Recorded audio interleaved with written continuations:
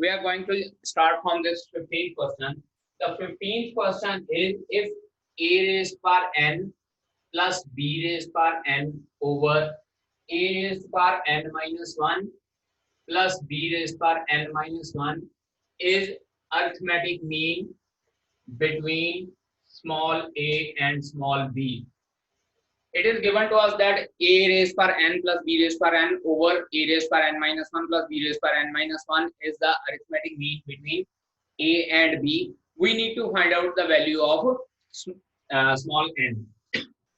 कल मैंने आप लोगों को डेफिनेशन लिखवाई थी कि arithmetic mean between two numbers will be given by a plus b divided by 2.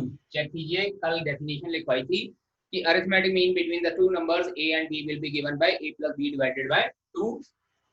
So it implies we can write down like a raised power n plus b raised power n over a raised power n minus 1 plus b raised power n minus 1 is equals to a plus b divided by 2.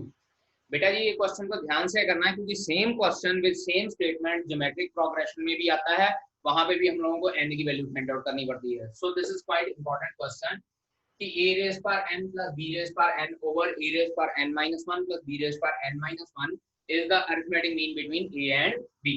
अब क्या करना है, इसमें हम लोगों ने इसको cross multiply कर लेना है. सो 2 into a rays power n plus b rays power n is equals to a raised power n minus 1 plus b raised power n minus 1 into a plus b. ये दोनों को हम लोगों ने आपस में मल्टीप्लाई कर लेना. Now this will become 2 into a raised power n plus 2 into b raised power n and this is, यहाँ पे हम लोग algebraic multiplication करते हैं.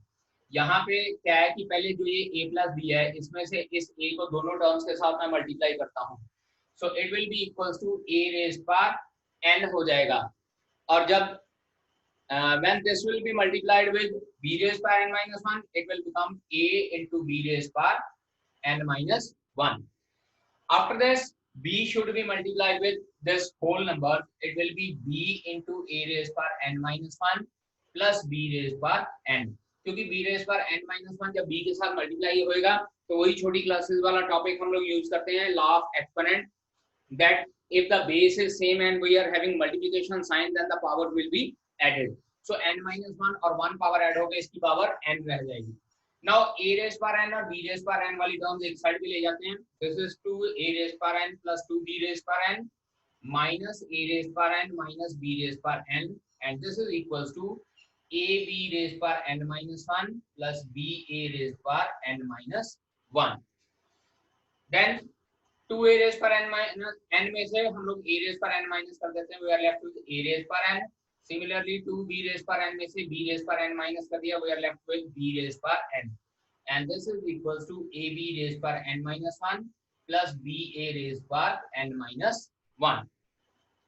Now इसके बाद हम लोगों ने क्या करना है, ab raised power n minus 1 उठा के इधर ले जाते हैं और a raised power n को हम लोग दूसरी साइड ले जाते हैं. यहाँ दोनों में से किसी एक टर्म को इधर ले जाइए और इधर से दूसरी टर्म को हम लोग दूसरी साइड पे ले जाएंगे. ये देखिए this will be a raised power n minus ba raised power n minus 1. ये टर्म मैं उठा के लेफ्ट हैंड साइड में लेके आया हूँ. This is equals to ab raised power n minus 1 minus b raised power n और जो ये b raised power n वाली टर्म थी इसको उठा के मैं राइट हैंड साइड पे लेके गया. Now from left hand side a raised power n और b into a raised power n minus 1 ये हम लोग कॉमन निकालते हैं, इसमें से छोटी पावर कॉमन निकलेगी and will be left with here like this a raised power n minus 1 और अंदर हमारे पास बचता है a minus b. जब इसमें से a raised power n minus 1 common निकालेंगे यहाँ पे सिंगल a बच जाएगा और यहाँ से a raised power n minus 1 common निकालेंगे अकेला b बचेगा. is equals to, अब राइट हैंड साइड में हमारे पास छोटी पावर है b raised power n minus 1. So b raised power n minus 1 common निकालते हैं, ये हमारे पास फिर से a minus b बच जाता है. And after this a minus b will be cancelled out with a minus b and that is a raised power n minus 1 is equals to b raised power n minus 1. So a raised power n minus 1 b raised power n minus 1. इसके बाद ये b raised power n minus 1 को इसके नीचे ले जाते हैं. So a raised power n minus 1 over b raised power n minus 1 is equals to 1. Then after this a raised power n minus 1 over b raised power n minus 1 is equals to a over b raised power 0 लिख लेता हूँ, because we know that something raised to power 0 is always equals to 1, इसलिए जो ये 1 है उसको मैं a over b raised power 0 लिख रहा हूँ, क्योंकि मेरे पास लेफ्ट हैंड साइड पे भी a over b की फॉर्म है. So it implies a over b raised to power n minus 1 is equals to a over b raised to power 0. अब इसके बाद करना है कंपेयरिंग पावर्स या comparing both sides. Comparing, we are left with left hand side पे है हमारे पास a ओवर b रेज पर n माइनस 1 और राइट हैंड साइड पे है हमारे पास a ओवर b रेज पर 0. कंपेयरिंग पावर दोनों साइड पे कर दी. इट एम्प्लाइज हमारे पास आता है n minus 1 is equals to 0, so n is equals to 1. इसका मतलब n की वैल्यू 1 होगी, जिसके लिए ये a रेज पर n प्लस b रेज पर n over a raised power n minus 1 plus b raised power n minus 1 will be the arithmetic mean between the two numbers a and b. It is given that between 1 and 31 m arithmetic mean have been inserted, और अगर इसमें m arithmetic mean insert किए गए हैं such that the ratio of 7th number and m minus 1th number is 5:9, find the value of m. 5:9 है और हम लोगों ने m की वैल्यू फाइंड आउट करनी है. अब यहाँ पे एक इंपॉर्टेंट नोट लिखिए बेटा जी. इंपॉर्टेंट फॉर्मूला है if we insert, important point है बेटा जी ये, if we insert n arithmetic means between two numbers a and b, if we insert n arithmetic mean between two numbers a and b, then the common difference will be given by the formula d is equals to b minus a over n plus 1. ये एक important formula होता है to find out the common difference between the consecutive numbers of the AP. अगर हम लोग n arithmetic means insert करते हैं, अगर n arithmetic means insert हम लोग नहीं करेंगे तो फिर हम लोगों के पास सिंपल जो हम लोग कॉमन डिफरेंस का फार्मूला लगाते हैं, second term minus first term या third term minus second term etcetera. लेकिन अगर हम लोग n अरिथमेटिक मीन इंसर्ट करते हैं तो यहाँ पे d का फार्मूला हमारे पास क्या हो जाएगा, b minus a over n plus 1. और अगर इसी तरह से इसमें हम लोगों ने m अरिथमेटिक मीन इंसर्ट किए हैं तो हमारे पास फार्मूला आंसर आ जाएगा b minus a over m plus 1. So we will apply this formula in this question to find out the common difference. Now solve करते हैं इस क्वेश्चन को, स्टार्ट करते हैं. Let us start solving this question. Because m arithmetic means have been inserted, it implies given series या given sequence will be an AP with common difference d is equals to b minus a over m plus 1. और b हमारे पास था 31, क्योंकि जो last दूसरा number था हम लोगों को यही कहा 1 और 31 में हम लोगों को इंसर्ट करने को कहा है. 31 minus 1 over m plus 1 and this will be equals to 30 over m plus 1. तो इसका मतलब हमारे पास d की वैल्यू आई है 30 over m plus 1. So d is equals to 30 over m plus 1 will be our common difference. अब इसके बाद हम लोग को ये कहा गया also 7th number over m minus 1th number, इसकी रेशो हम लोगों को गिवन है 5/9. ये रेशो हम लोगों को गिवन है 5/9.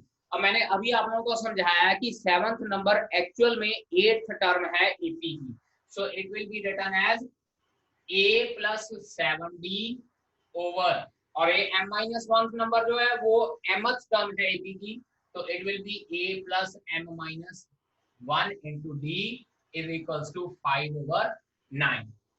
इस तरह से हम लोग लिखेंगे और इसके बाद फिर हम लोग इसको सॉल्व करते हैं या वैल्यूज पुट करते हैं। तो इट एम्प्लाइज ए की वैल्यू हमारे पास है 1 1 प्लस 7 और डी की वैल्यू हम लोग फाइंड आउट कर चुके हैं 30/m+1 over 1 plus m-1 into 30/m+1 is equals to 5/9। Numerator और डिनोमिनेटर में हम लोग m+1 से सॉल्व करते हैं, so it will become equals to m+1 plus 210/m+1। ये न्यूमरेटर में एलसीएम लिया हम लोगों ने, ओवर अब डिनोमिनेटर में एलसीएम लेते हैं तो m+1 plus 30m minus 30/m+1 is equals to 5/9 बचता है हमारे पास।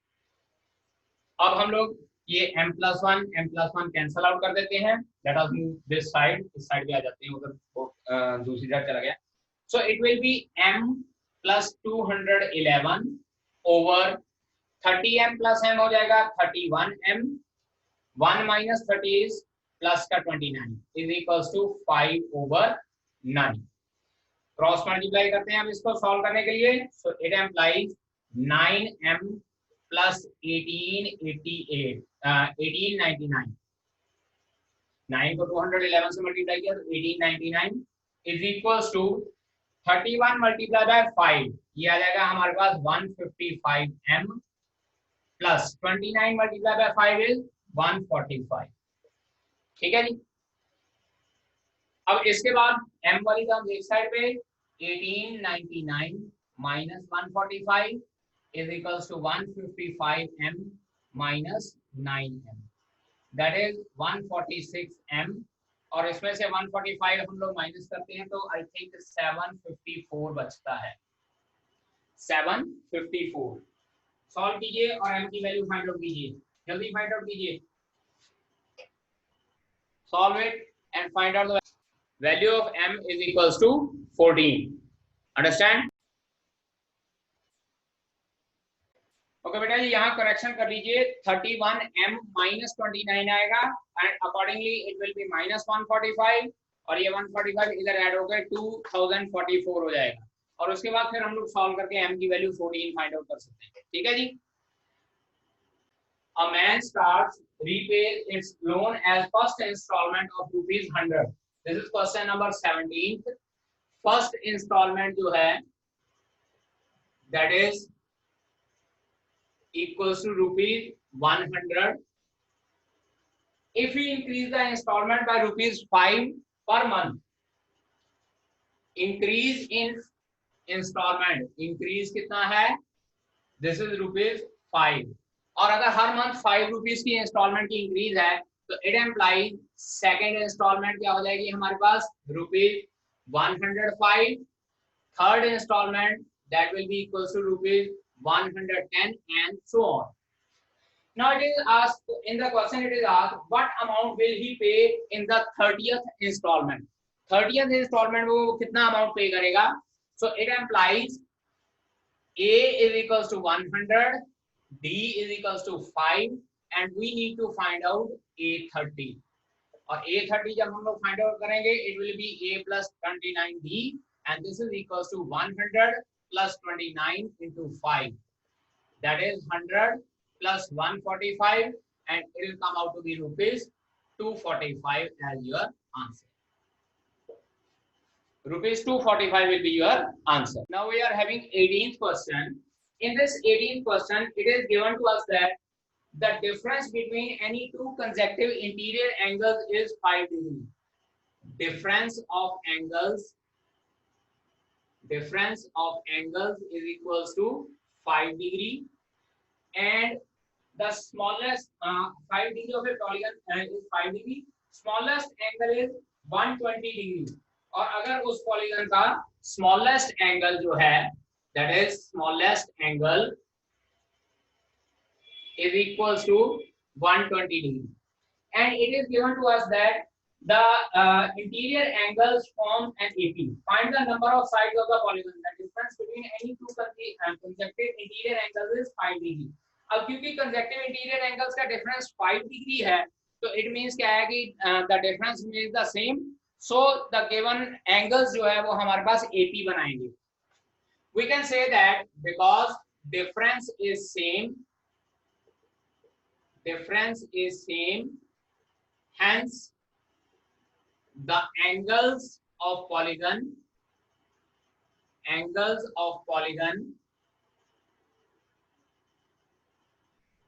will be in AP with A is equals to 120 degree and D is equals to 5 degree. मतलब क्या है कि हमारे पास जो पॉलीगन्स के एंगल होंगे वो इस तरह से होंगे 120, 125, 130 एंड सो ऑन. इस तरह से हमारे पास जो डिफरेंट एंगल्स हैं वो हमारे पास क्या हो जाएंगे, एपी में हो जाएंगे. And we need to find out the number of terms या number of sides of the polygon. एक और एक इंपॉर्टेंट फॉर्मूला लिखिए, सम ऑफ एंगल्स या इंटीरियर एंगल्स लिखिए, interior angles of a polygon. Sum of interior angles of a polygon, it will be given by 180 into n minus 2, 180 into n minus 2. ठीक है जी, ये होता है हमारे पास. अगर नंबर ऑफ टर्म्स हमारे पास, जैसे let us suppose triangle consider करते हैं, ट्रायंगल की 3 साइड होती हैं, तो n की वैल्यू यहाँ 3 पुट कर देते हैं, तो 3 minus 1, 1 into 180, 180 डिग्री हो जाएगा. Similarly if we talk about quadrilateral, तो क्वाड्रिलेटरल में हमारे पास n की वैल्यू 4 होती है, n की वैल्यू 4 हो जाएगी, तो उसके अकॉर्डिंगली हम लोग n की वैल्यू 4 पुट करते हैं, तो ये आ जाएगा 180 into 2 and that will become equals to 360 degree. इसका मतलब क्या है कि अगर हमारे पास n साइडेड पॉलीगन है तो उसके इंटीरियर एंगल्स के सम का फार्मूला होता है 180 into n minus 2. अब यहाँ पे हम लोग करते हैं therefore sum of interior angles is equals to, अब क्योंकि ये AP बना रहा है, so it will be written as n by 2 into 2a plus n minus 1 into d. Left hand side पे हम लोग ये फॉर्मूला लगा देते हैं 180 into n minus 2, और राइट हैंड साइड पे फॉर्मूला लगा देंगे n by 2 into 2 into 120 degree, क्योंकि a हमारे पास 120 डिग्री है, plus n minus 1 into 5. Denominator वाला 2 इधर मल्टीप्लाई कर देते हैं, 360 into n minus 2 is equals to n into 240 plus 5n minus 5. This is 360n minus 720. 362 का 720 होता है, and this is equals to 240 minus 5, 235n plus 5n square. अब सारी टर्म्स एक साइड पे ले जाते हैं, तो हमारे पास इस तरह से बचता है 5n square plus 235n minus 360n plus 720 is equals to 0, or we can say that 5n square minus 235 minus 360, it is minus 125n plus 720 is equals to 0. 5 से थ्रू आउट डिवाइड कर देते हैं, divide both side by 5, divide by 5, हमारे पास बचता है n square minus 25n plus ये इसको हम लोग 5 से डिवाइड करते हैं, 5 14 145 is equals to 0. नहीं 145 नहीं, it will be 144 n square minus 25n plus 144 is equals to 0. और जब हम लोग इसको मिडिल टर्म स्प्लिट करके फाइंड आउट करते हैं, it will be n minus 16 into n minus 9 is equals to 0 बनता है, और यहाँ से n की वैल्यू आती है 16 और 9. अब पहले भी हम लोगों ने एक क्वेश्चन किया था जिसमें हमारे पास डबल आंसर आया था, तो वहां पे हम लोगों ने एक्सप्लेन कर दिया था कि डबल आंसर में ऐसे हो जाता है कि 5 टर्म्स का सम भी इतना हो जाएगा और 20 टर्म्स का सम भी इतना हो जाएगा. लेकिन number of sides of a polygon कभी भी ऐसे नहीं हो सकती कि 2 आंसर आए और दोनों आंसर्स का मतलब जो है सम ऑफ एंगल्स सेम रहे. ठीक है, डिफरेंट साइड्स होंगी तो डिफरेंट सम ऑफ एंगल्स होंगे. सो इट मींस 16 और 9 में से एक रिजेक्ट होनी है चीज, एक वैल्यू n की रिजेक्ट होनी है. सो लेट अस चेक कि 16 रिजेक्ट होनी है या 9। तो ऐसे करते हैं, अगर n की वैल्यू 16 है तो मैं पहले a16 फाइंड आउट करता हूँ। a16 will be equals to a plus 15d and that is a was 120 degree 15 into 5 और ये आ जाएगा 120 plus 75, आंसर का मतलब भी 195 डिग्री। एंड इसको हम लोग रिजेक्ट कर देते हैं। क्यों? क्योंकि किसी भी पॉलीगन में हमारे पास जो एंगल होता है वो 180 डिग्री से बड़ा नहीं होता। ठीक है जी। हमारे पास कई बार पॉलीगन होते हैं जिनमें एंगल को है 180 डिग्री से बड़ा होता है, लेकिन वो पॉलीगन हम लोगों ने यहाँ पे कंसिडर नहीं करने हैं। यहाँ पे सिंपल एक क्लोज पॉलीगन कंसिडर करनी है। And we know that in the close polygon जो एंगल होता है that can never be greater than 180 degree. यहाँ पे रिजेक्ट लिखेंगे because any angle can't be greater than 180 degree. Any angle can't be greater than 180 degree. Therefore, we will reject 16. अब बात करते हैं नाइन्थ टर्म की। नाइन्थ टर्म भी इधर चेक कर लेते हैं। a9 is equals to a plus 8d. That is 120 plus 8 into 5. ये आ जाता है 120 plus 40, that is 160 degree. इसका मतलब क्या है कि हमारे पास ये पॉलीगन 160 डिग्री के अकॉर्डिंगली जो है ये सॉल्व हो सकता है। ठीक है जी, समझ लगी पुत्र जी। सो हमारे पास जो है 160 डिग्री के अकॉर्डिंगली n की वैल्यू 9 हो सकती है बट 16 बिल्कुल नहीं हो सकती। Therefore n is equals to 9 is the correct answer. Therefore n is equals to 9 is correct answer. ठीक है जी, नोट डाउन कर लीजिए बेटा जी। That was the last question for this exercise of arithmetic progression. Tomorrow we will start geometric progression. जैसे arithmetic progression में हमारे पास common difference same रहता है, इसी तरह से ज्योमेट्रिक प्रोग्रेशन में हमारे पास जो कॉमन रेशियो होती है बेटा जी वो सेम रहती है। ठीक है। सो टुमारो नहीं, टुमारो नहीं, मंडे हम लोग स्टार्ट करेंगे। मंडे आप लोगों का पीरियड आई थिंक नहीं होता है। Tuesday will start the topic of geometric progression. ठीक है जी, I'll send the message, you have to check from the WhatsApp. Okay बेटा जी, that's all from my side.